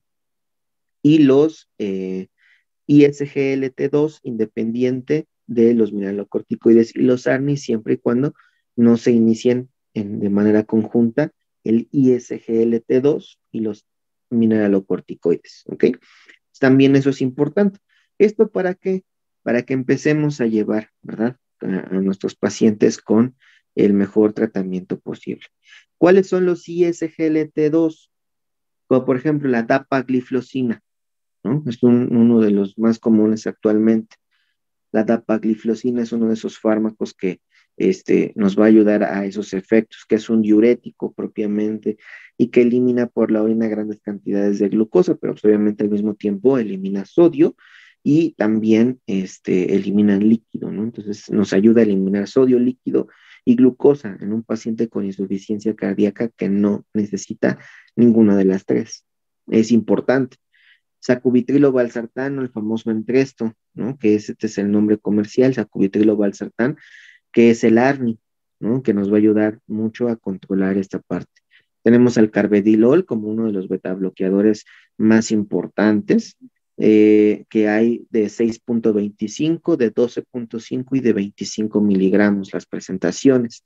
La espironolactona, que bueno, va a ser el mineralocorticoide, el telmisartán, como uno de los mejores ARA2, el enalapril y el fumarato de bisoprolol, que sería el otro beta bloqueador muy importante. qué tan deprisa tenemos que iniciar los cuatro fantásticos? Bueno, también las guías de práctica clínica de la Sociedad Europea de Cardiología nos dicen que debemos tener en cuenta el pronóstico de los pacientes. Ahora, si los fármacos se titulan en un lapso de 6 meses, se reducen 161 muertes por reingreso de cada 1,000 pacientes con insuficiencia cardíaca. ¿Ok? Entonces, evitamos 161 muertes por cada 1,000 pacientes que ingresan con insuficiencia cardíaca. Es importante, si los titulamos en un lapso de 6 meses, pero si yo los titulo en un lapso de 5 meses, es decir, un mes antes, todos los fármacos, también o sea, eso es importante que lo podamos entender. Esta gráfica, antes de que me pase a explicar lo siguiente, esta gráfica me va diciendo por semanas, ¿no? 0, 6 semanas, 12 semanas, 16, 22 y 26 semanas, que equivaldrían a 6 meses. En 6 meses ya se agregó beta bloqueador, mineralocorticoide, ARNI e ISGLT2, ¿no? Se agregaron. Entonces, en el momento en el que se agregó el último, se disminuyeron 161 muertes por cada 1,000 pacientes con insuficiencia cardíaca. Si lo hacemos un mes antes, es decir, 4 semanas antes, ¿verdad? Entonces, iniciamos YECA, incluso aquí, ¿no? Agregaron los YECA ARA 2, lo usaron de la semana 0 a la semana 10. Esto es importante, ¿sí? En ese lapso iniciaron en la semana 4 beta bloqueadores, después en la semana 8 iniciaron los mineralocorticoides, en la semana 10 iniciaron los ARNI, cuando suspendieron YECA ARA 2 iniciaron el ARNI de importancia, y en la semana 15 iniciaron el ISGLT2. Y entonces hicieron un estudio 5 semanas más, ¿verdad? Que llegaron a la semana 20, que equivale a 5 meses, más o menos, aproximadamente. Entonces, en 5 meses redujeron 175, 14 muertes más por cada 1,000 pacientes con insuficiencia cardíaca. 14 muertes más, solamente por iniciar un mes antes todo el esquema de los cuatro fantásticos de insuficiencia cardíaca. Y ni se diga el último estudio, porque lo iniciaron, ¿verdad? Los fármacos se titularon en un lapso de 14 semanas. Se reducen 200 muertes por reingreso de cada 1,000 pacientes con insuficiencia cardíaca. Entonces, 200 muertes, le restaron 25 muertes más, ¿no? 25 muertes, eh, evitaron 25 muertes más, ¿ok? Y entonces iniciaron de nuevo con beta bloqueadores ARNI e ISGLT2 al mismo tiempo, y después a las 2 semanas iniciaron el mineralocorticoide, ¿verdad? Porque dijimos que no se puede iniciar el ISGLT2 y el mineralocorticoide al mismo tiempo, sino hay que desviarlos un poco a esos dos fármacos, pero ya que hayamos iniciado uno o el otro, podemos iniciar con el segundo fármaco después de un tiempo. Y los cuatro fantásticos, iniciarlos lo más pronto posible, que son 14 semanas, son 3 meses y medio, redujeron a 200 muertes por reingreso de pacientes, por cada 1,000 pacientes con insuficiencia cardíaca. Esto es importante porque si ahora estos fármacos se titulan a 12 o a 10 semanas, se puede incrementar el número de muertes reducidas, ¿no? O sí, el número de mortalidad que se esperaba para los pacientes con insuficiencia cardíaca. Esto nos lleva a que en la actualidad la insuficiencia cardíaca se visualice de una manera distinta. ¿Qué hacemos? Pues aportarle vida y tiempo a nuestros pacientes. Se le aportan aproximadamente 8.3 años promedio de vida a las personas de alrededor de 55 años. 8.3 años de vida, cuando antes la mortalidad a 5 años era del 50%. Eso es importante. Se le aportan 2.7 años promedio de vida a las personas mayores de 80 años con insuficiencia cardíaca que inician con este tratamiento. Eso también es importante porque esos 8.3 años promedio de vida se les van a aumentar con calidad de vida, ¿no? Con sintomatología muy por debajo del promedio general del pacientes que no tengan o no aporten este tipo de tratamientos a su enfermedad. Ujú. Entonces también es importante esos 8.3 años de vida con la mejor calidad de vida posible. Lo mismo con los 2.7 años promedio que se le aumentan a los adultos mayores de 80 años. Nos brindan seguridad, nos dan tiempo para beneficio porque actúan rápido. Es decir, no necesitamos de mucho tiempo como los SARA-2 o los YECA para que realmente generen la importancia que nosotros queremos que generen, sino que van a actuar rápido y hay una suma de beneficios muy importantes, porque también nos van a proteger al resto de nuestros órganos. Obviamente hay que enseñarle a los pacientes cuáles van a ser las cualidades de cada uno de estos fármacos, en dónde tenemos que brindarle un poco de atención, cómo se tienen que tomar esos fármacos en cuanto al día, cómo mantener su ejercicio, su dieta, para que pues, obviamente el aporte de 8.3 años sea mayor, ¿no? Eso es un aporte promedio. Eso quiere decir que hay personas que con este tratamiento y un buen estilo de vida incluso fue mayor el aporte de vida, ¿no? Que le estamos dando a estos pacientes. Y es muy importante. Entonces, el tratamiento pues va a ir eh, progresando, ¿no? O así lo veíamos antes, como que tenía que ir progresando. Actualmente todo lo primero, ¿verdad? Desde la parte amarilla, naranja y verde, eh, pues nosotros la vamos a estar supliendo ligeramente, ¿verdad? Con el sacubitrilo valsartán, con nuestro beta bloqueador, nuestro mineralocorticoide, y le vamos a agregar nuestro diurético de ICGLT2, y estamos en esta parte de verde, ¿no? Estamos en una señal verde.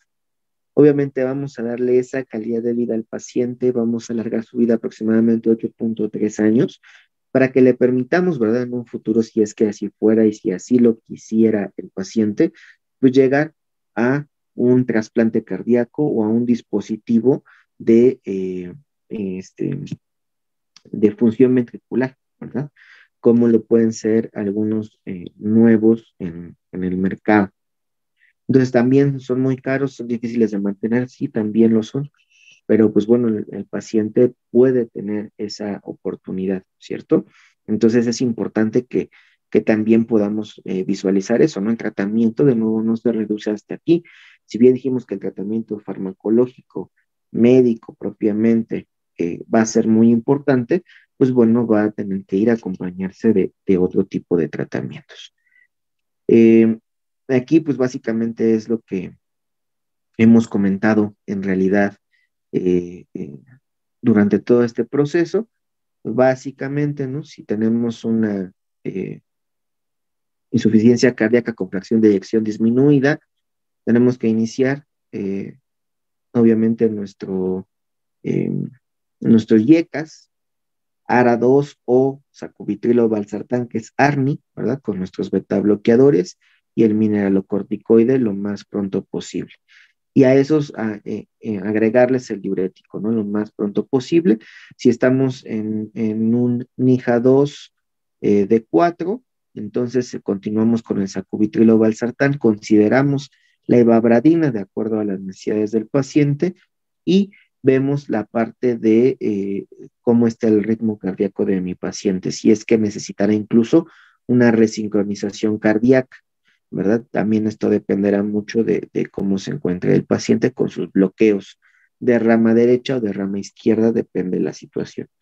Si tuviéramos un INJA 2 de 4, pero sin alteraciones a nivel de la conducción eléctrica del corazón, y tuviéramos taquicardias o algo relacionado a esto, entonces utilizaríamos digoxina, ¿verdad? Para poder controlar las arritmias.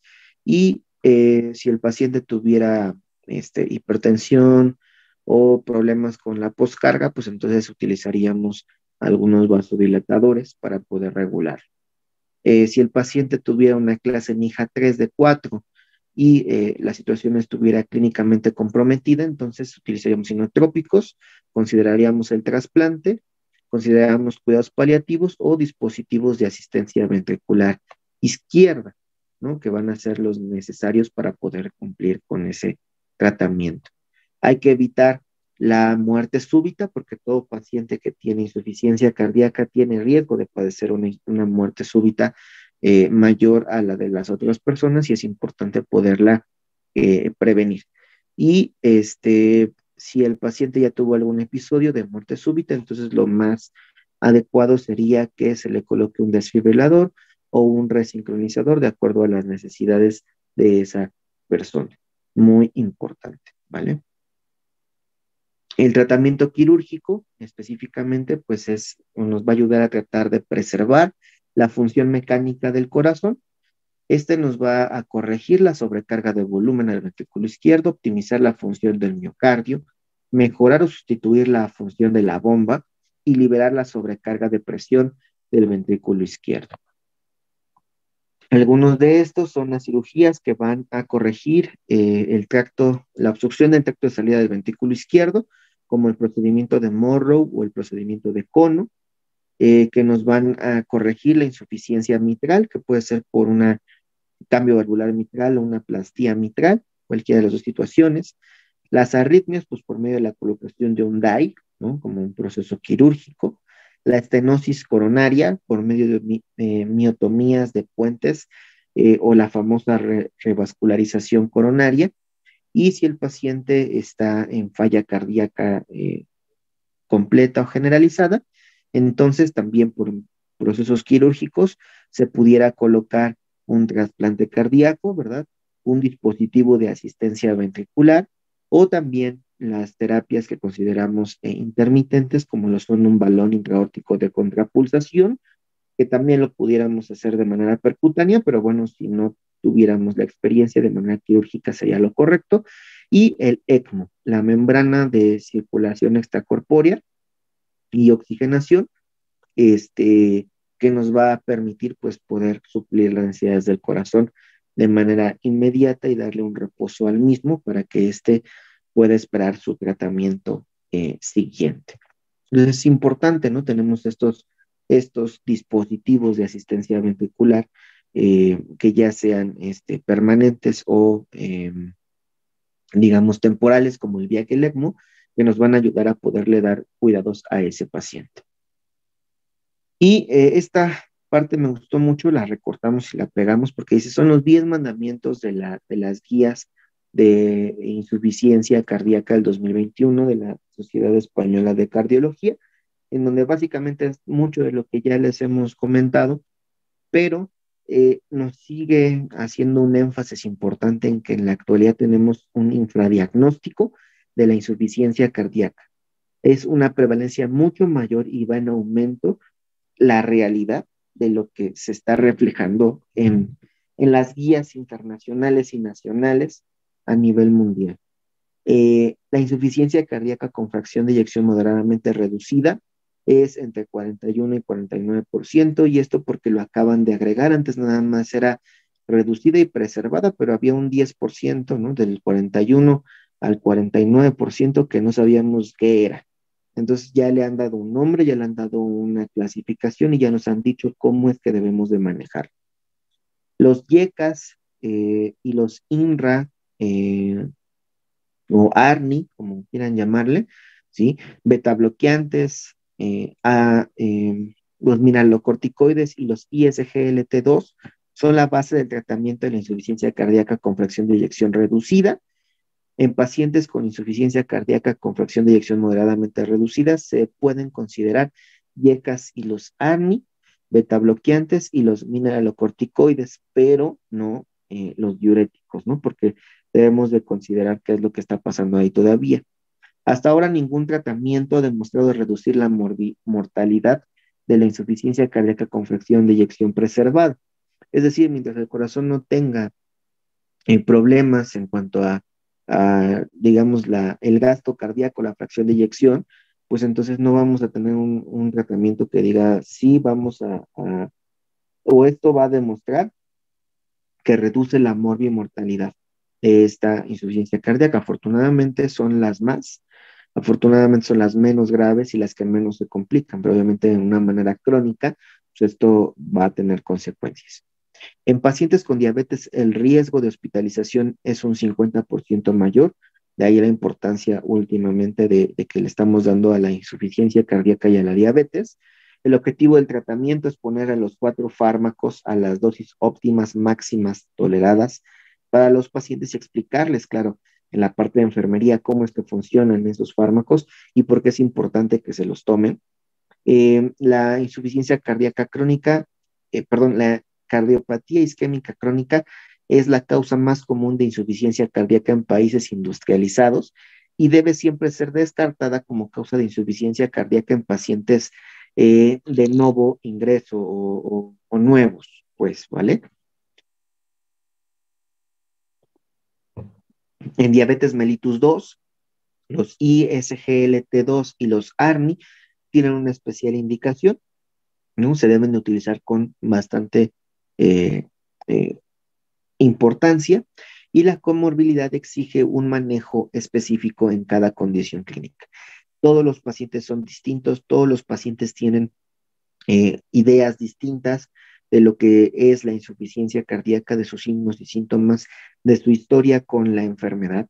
Además de que nosotros conocemos o debemos conocer las bases de la enfermedad, como ya lo hemos platicado durante este webinar, es importante que después de que conozcamos todo lo general, lo podamos ir particularizando a cada una de esas personas para poderles hacer, ¿verdad?, la mejor invitación a que continúen sus cuidados.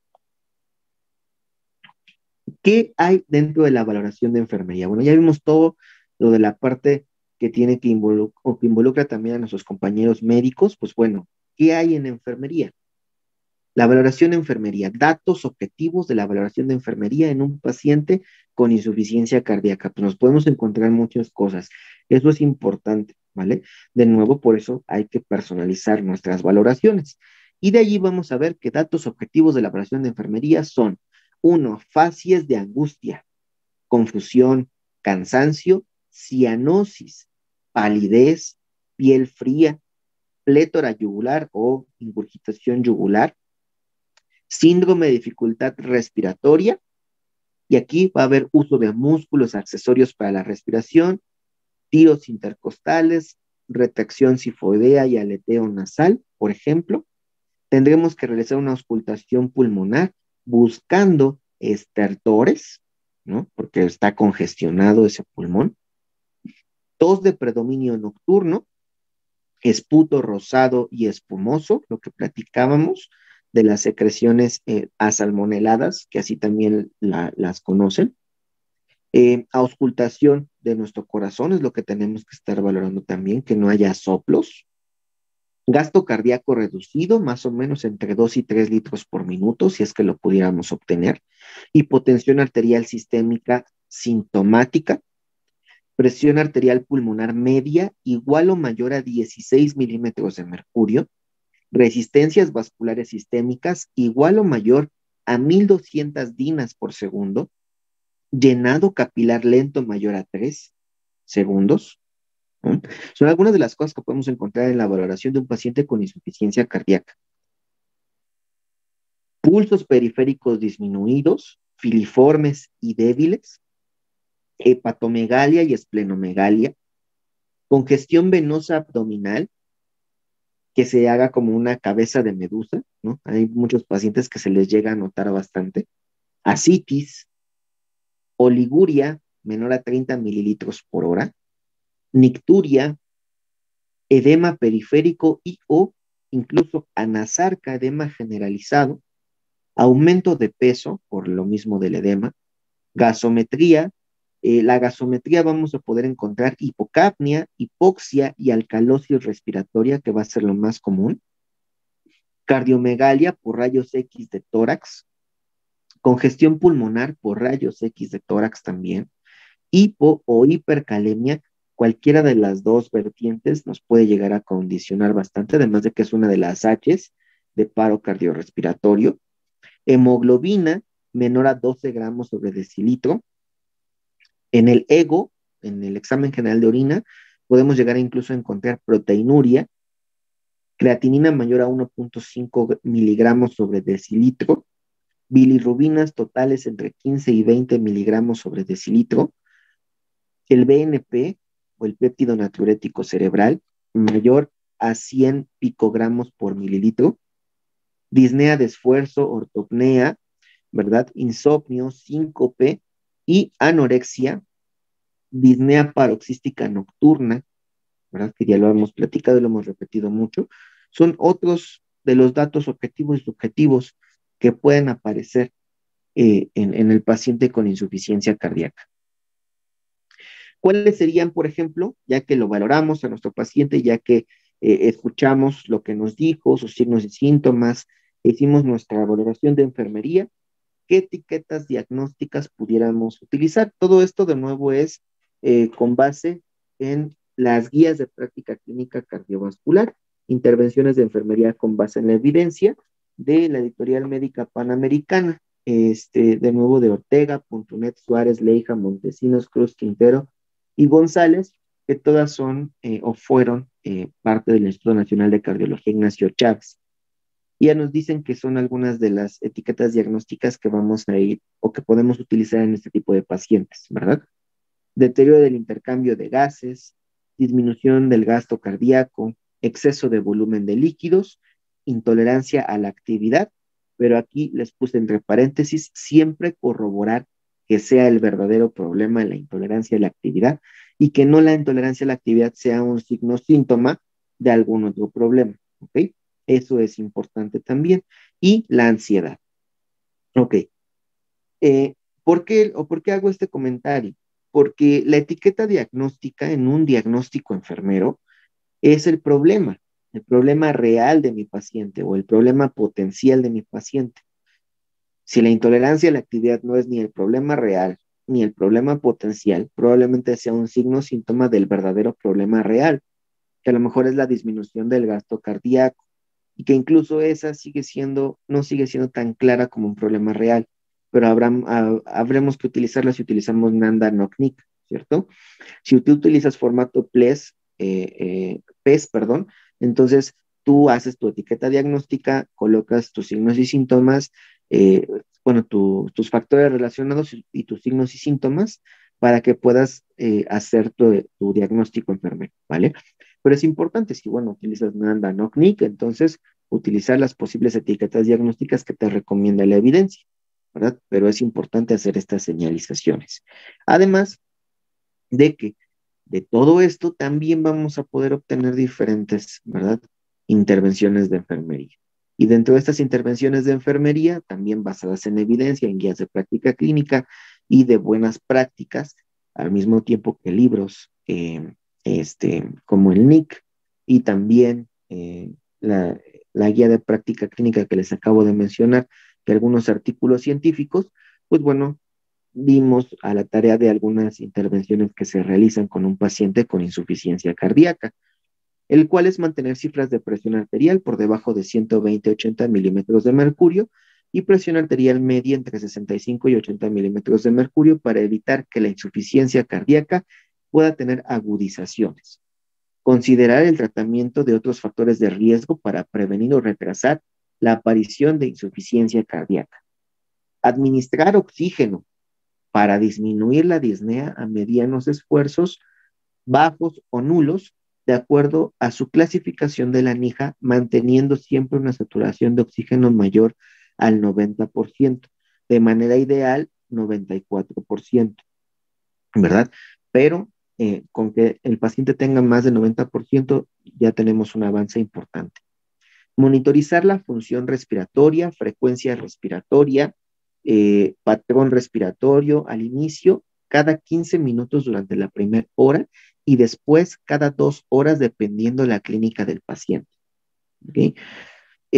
Auscultación pulmonar en el caso de estertores, proporcionar micronebulización, drenaje postural y palmopercusión si procede. Si podemos hacerlo, vamos a tratar de generarlo. Si no, con las micronebulizaciones y enseñar a toser al paciente va a ser más que suficiente. Identificar y prevenir las alteraciones relacionadas con hipoxia cerebral, como son mareo, confusión, letargo e irritabilidad. Importante también, ¿verdad?